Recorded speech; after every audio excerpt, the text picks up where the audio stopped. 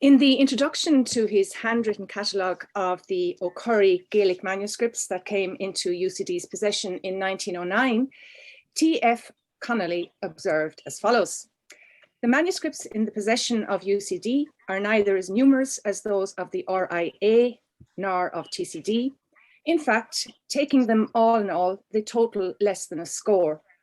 And they are not ancient, no one of them being any earlier than the 18th century, while almost one half of them are 19th century productions. But though they are modern, it must not be supposed that they are not valuable, for when we come to examine them, we find that there is hardly an Irish poet of any eminence who is not represented in this little collection, from Filmed to Onmanga de Suguch." Connolly compiled his catalogue under the supervision of Douglas Hyde about the year 1914. And while the manuscripts amounted to a total of what he calls less than a score at that time, the number has since grown and amounts today to 125 Gaelic manuscripts, all of which belong to 5 discrete collections that are held in UCD Library's special collections. Connolly's comments regarding the date of these items are more or less true, in that almost all of them were compiled in the 18th and 19th centuries, although among the few notable exceptions is An Dubhaltach Mac Ilvishig's 17th century autograph manuscript Laurna Ninalach, a remarkable repository of information on Irish families and the largest body of Irish genealogical lore to have survived. My colleague and head of special collections in UCD, Evelyn Flanagan, asked me to talk to you today about 2 of the 5 individual collections, namely the Ferriter and Morris manuscript collections, both of which are eponymously named after their former owners, Patrick Ferriter, Padraig Ferriter, originally from the West Kerry Gaeltacht of Corcorine, and Henry Morris, Éirinn O'Madiasa, a native of Donamoyne civil parish in County Monaghan. Taking the Ferriter manuscripts first then, let me begin with a few words about Patrick Ferriter the man. A native of West Kerry, as I have said, he was born in 1856 and emigrated to America early in 1895. We have confirmation of this, in fact, in one of Ferriter's colophons, where he states that he wrote down a number of songs on Friday, the 1st of March, 1895, aboard the Kefalonia, de Hine, on Chiad Law de Vila Morta, Hochtig Noch Kuig, Ervoord on Kefalonia. The Kefalonia, of course, being a ship that served transatlantic trips from Liverpool to Boston via Queenstown, or Cove, today, of course, in County Cork.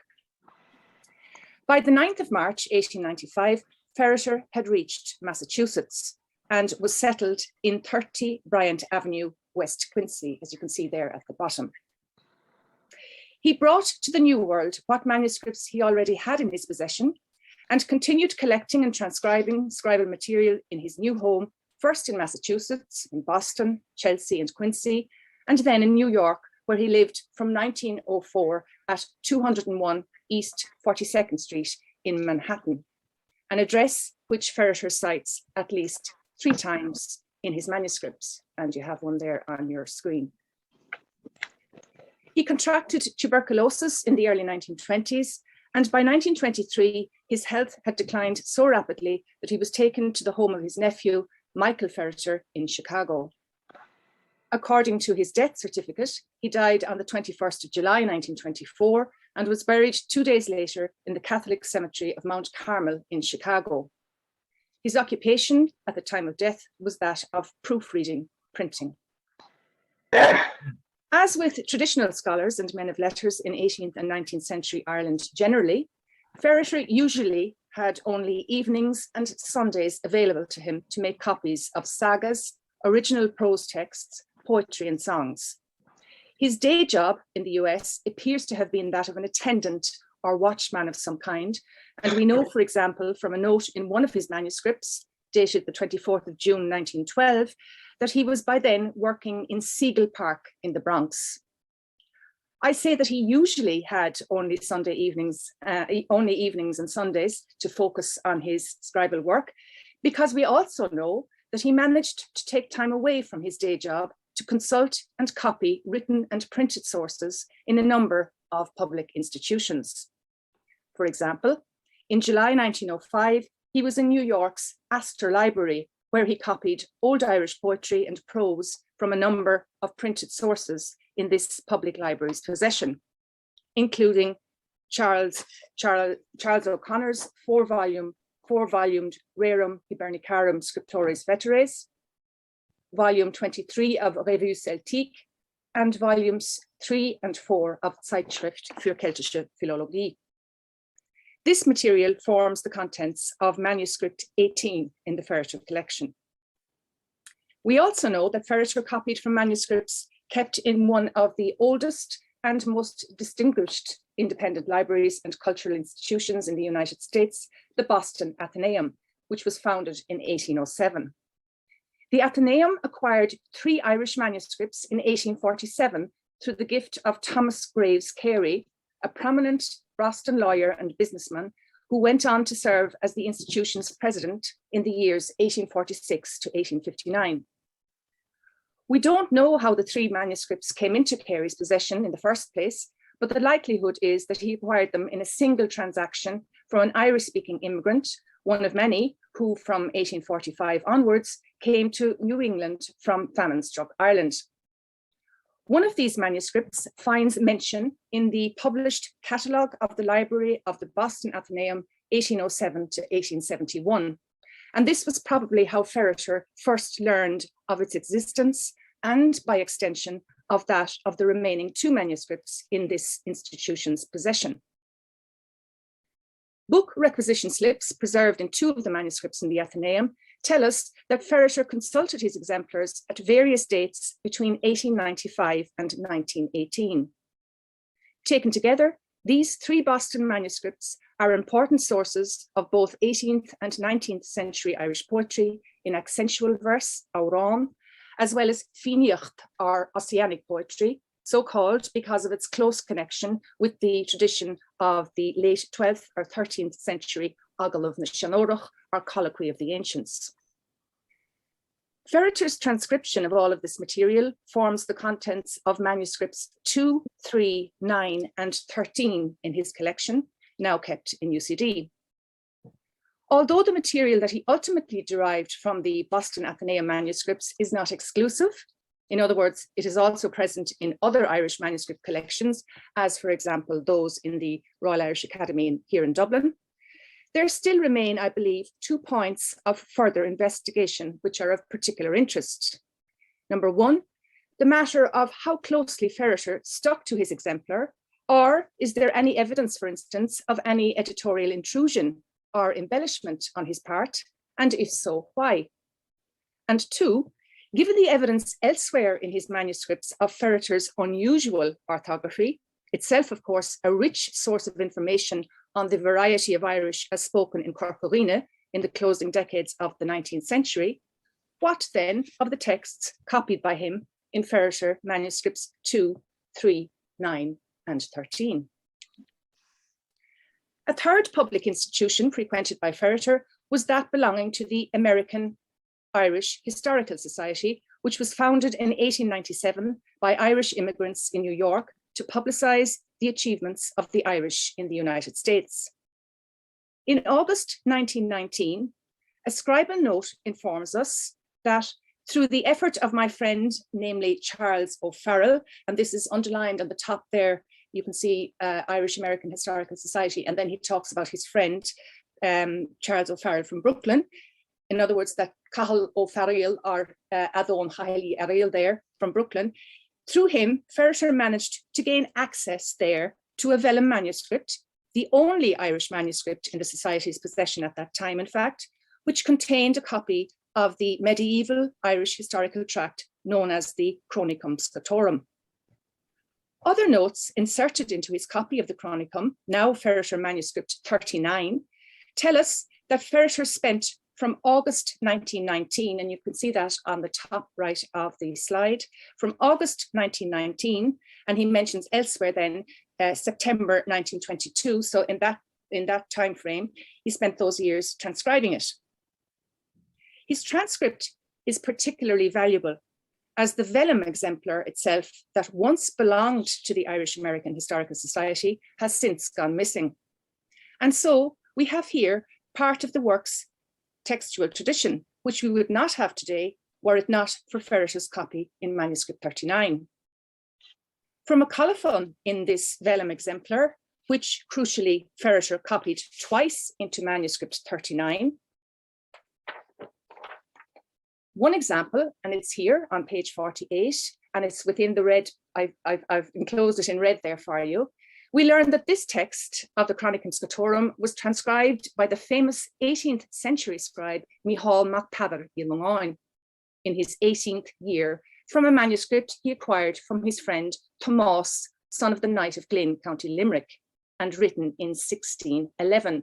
And 1611 is there, you can see I've underlined it in yellow.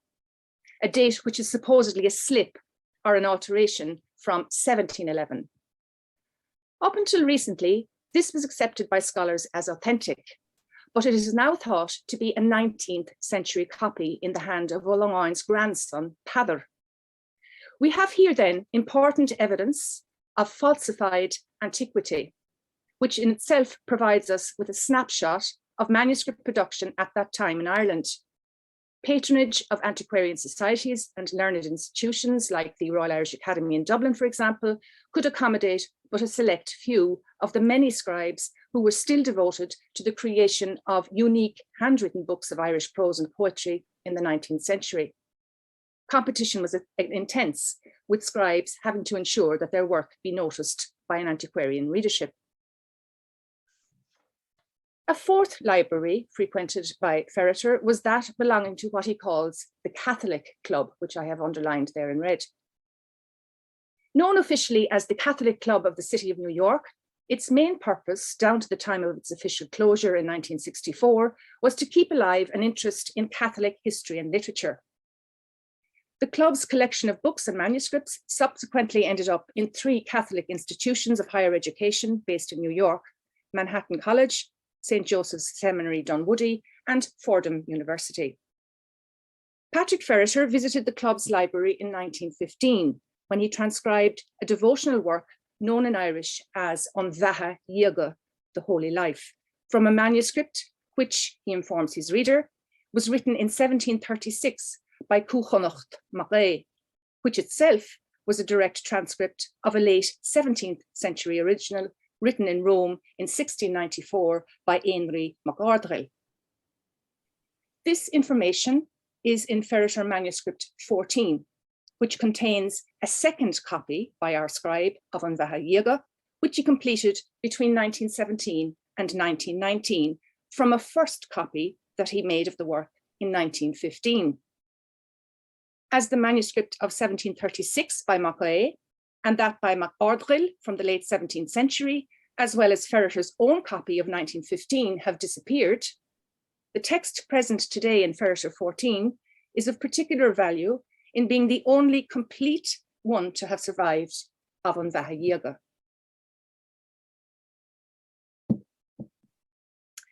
"21 Ferriter manuscripts in all are the West Kerry man's own work, which he completed in Ireland, specifically in Tralee and Dingle, and in Massachusetts and New York between 1889 and 1923. With regard to what I've outlined thus far about his scribal work, Ferriter's copy of mBailiúcháin is certainly of particular textual value, as I've said, given that this is the only surviving complete copy of this devotional tract in Irish. Other valuable sources penned by Patrick Ferriter are those that capture the oral and narrative traditions of his native Corcoríne Gaeltacht, namely the poems, songs, folk tales, and place names, which form part of the contents of manuscripts 1, 5, 11, 16, and 19 in the Ferriter collection. Due to time restrictions, let me single out manuscript 1 here, a massive project of some 950 pages, which Ferriter set about compiling in 1889, while still in his native Corcoríne, and one which he eventually concluded in April 1913 during his 9th year as a citizen of New York. Its contents include a substantial collection of proverbs, over 270 in all, and when comparing this material with other published works of Munster proverbs, a more nuanced picture emerges of what proverbs are specific to West Kerry only.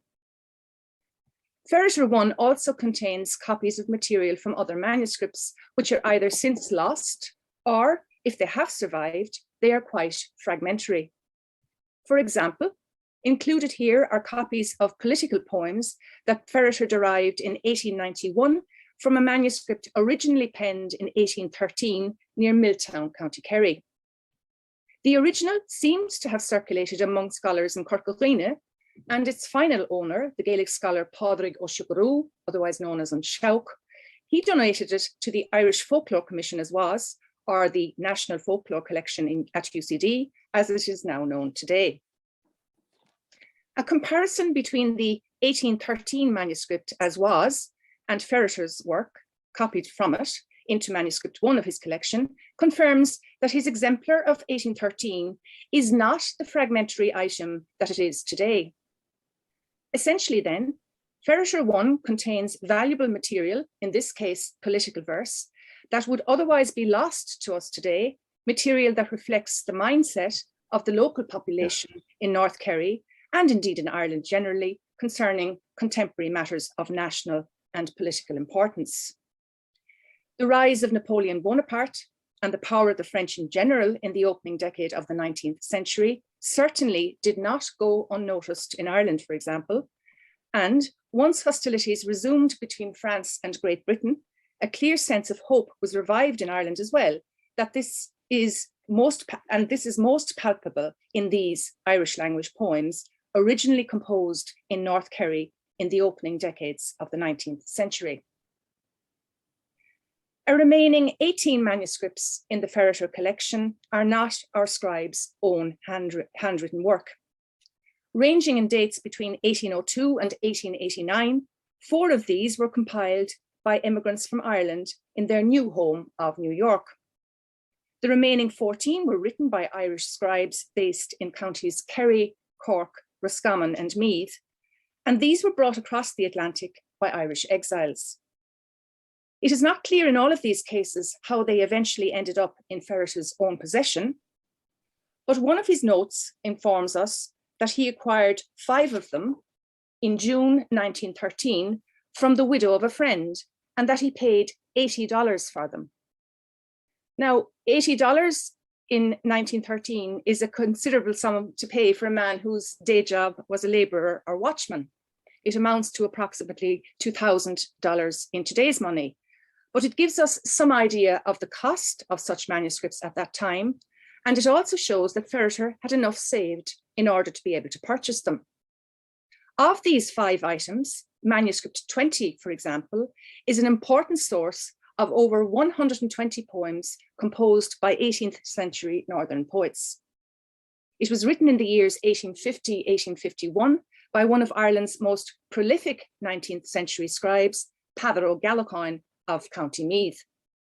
His patron, John T. Rowland, was a solicitor in Drogheda who most likely took the commissioned manuscript with him on fleeing to America because of his involvement with the Young Ireland movement. Shortly before his death in the home of his nephew in Chicago in July 1924, Ferriter had arranged that his collection be bequeathed to the National University as a personal token of gratitude for the university's decision to make Irish a required matriculation subject, following a motion put before it by Douglas Hyde, Professor of Modern Irish Language in University College Dublin.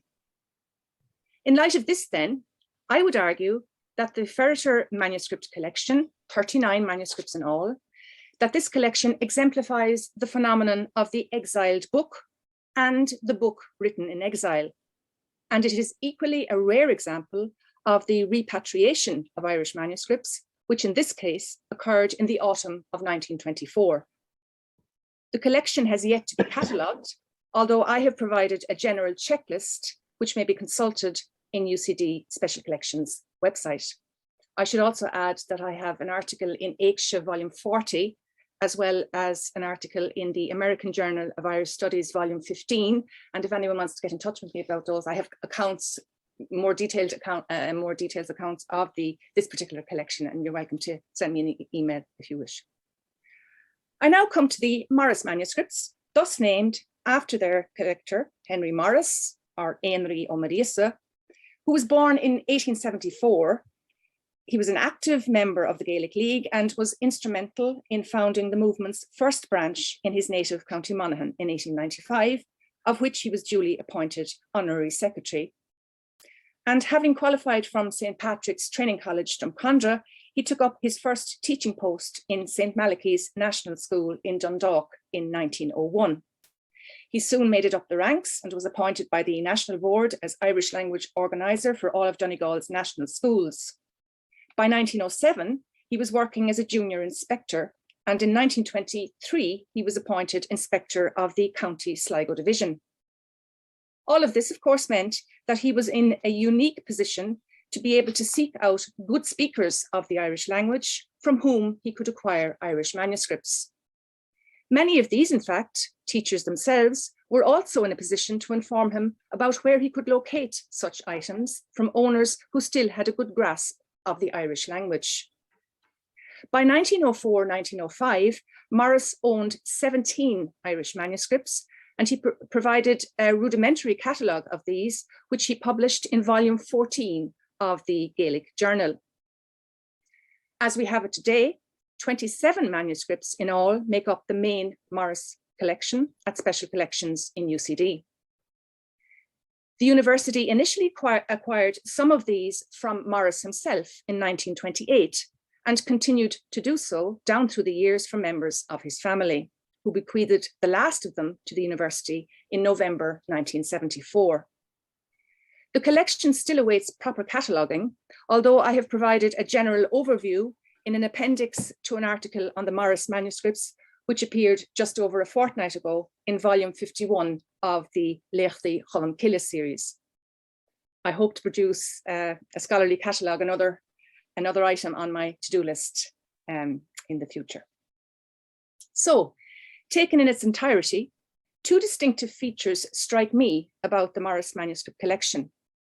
Firstly, it provides valuable insights into the exchange networks among numerous scholar scribes who flourished in the 18th and 19th centuries, mainly in Úrdail, or Oriel in English, an area which, for the purpose of Irish literature, covers the present-day counties of Armagh, Louth and South Down, as well as North Meath and parts of Monaghan and Cavan.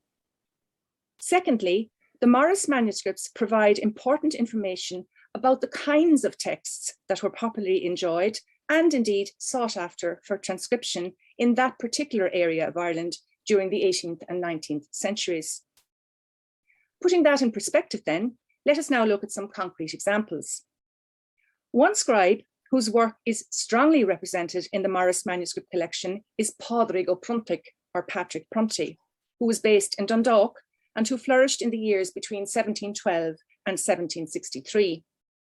Manuscripts 7 and 8 were written entirely by Ó Pruntaigh in the years between 1732 and 1733, and a third item, item 15, is fragmentary in being a collection of 23 loose leaves today, all unsigned and undated, but the script is certainly that of our scribe. Ó Pruntaigh's work in manuscripts 7 and 8 comprise copies of what in Irish are known as Speisialta romanceachta, or romantic tales, a prose genre that features particularly in 18th and 19th century Irish manuscripts. We have to do here with magical adventures between earthly and otherworldly beings. A heroic protagonist, often a king's son, enters the otherworld in some cases, or a mysterious land in others. And he encounters a series of supernatural adversaries whom he manages to overcome, and this often with the aid of a supernatural helper. And the hero is eventually united, or reunited even, with his beloved. Though literary in origin, scholars generally assume that Irish romantic tales were read aloud. In other words, tales of this kind were directed at a listening audience. Some of the tales that have come down to us in Morris manuscripts 7 and 8 have yet to be properly edited. In fact, others fall short of modern day scholarly requirements.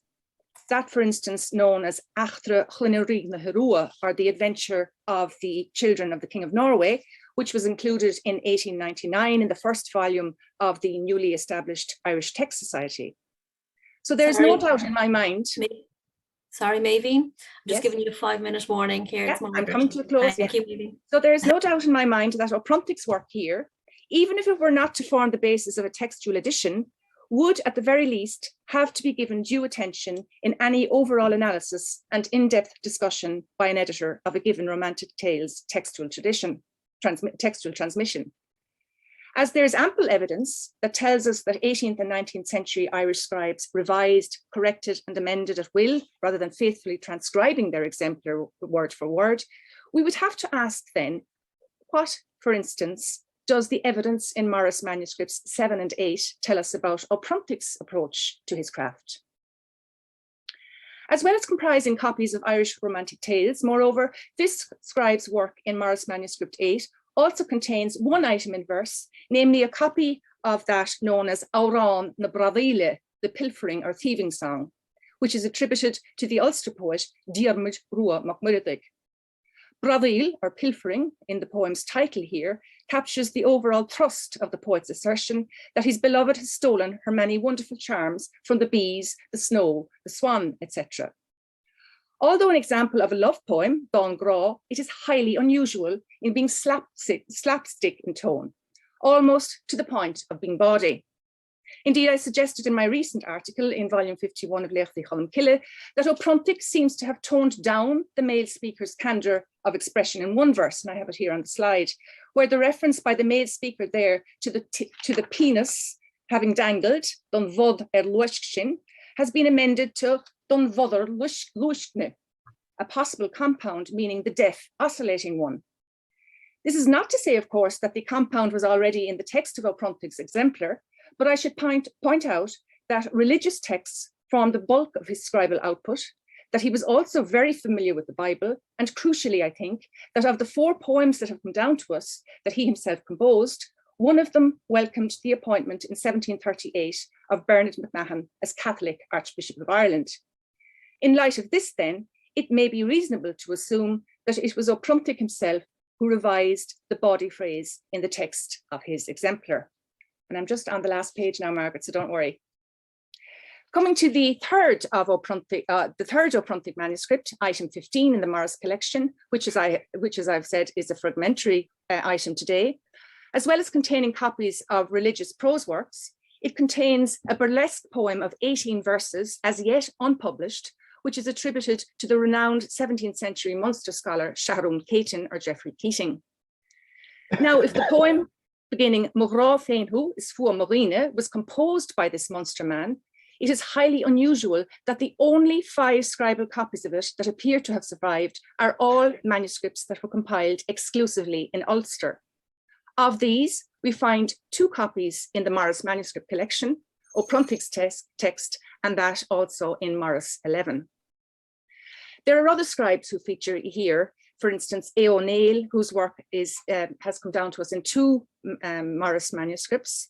And there's other detailed information. We know, for instance, about a coterie of scribes who were based in the Dundalk area in the early 19th century. So essentially, to come to a close, the evidence in the Morris manuscripts is very much about what kind of texts were popularly enjoyed, what approach certain scribes adopted, and also we can learn more, I think, about an important literary movement in County Louth, a movement that was keen to preserve and further transmit Irish language textual traditions.